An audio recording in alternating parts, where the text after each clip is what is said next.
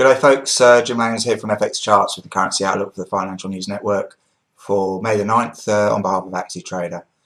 Well, markets were all pretty much pressured today throughout the session given the political manoeuvres coming out of Greece and France following the weekend elections.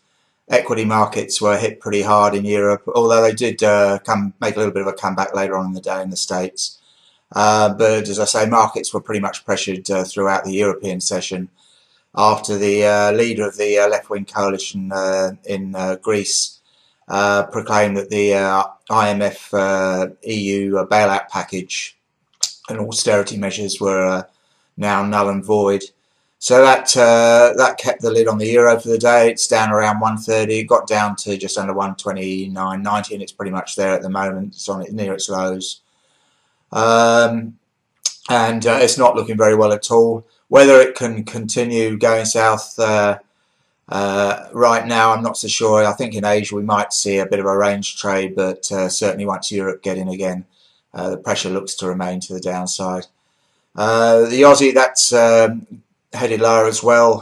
It's trading down around 101, and the Kiwis at 78.65.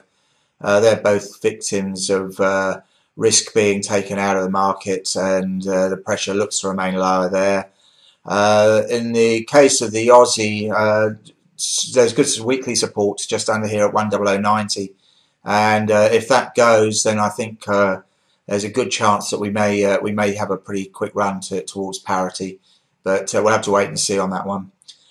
Sterling, that's doing okay. It's benefiting from the flows out of the euro, and the cross, although it's not doing an awful lot at the moment, it's taking a bit of a breather around 80.50, but it looks to me like it's gearing up for a test to see what's there under 80 cents.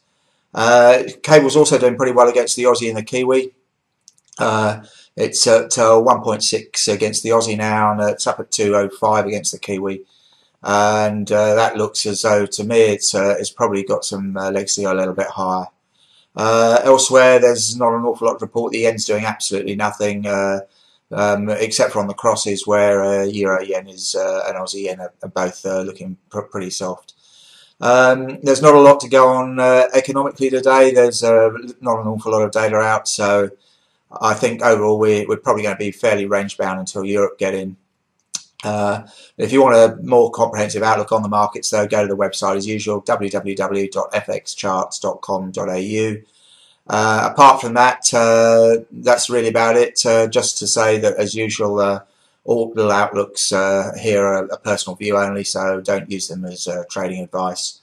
Apart from that, have a very good day, and we'll catch you tomorrow. Cheers.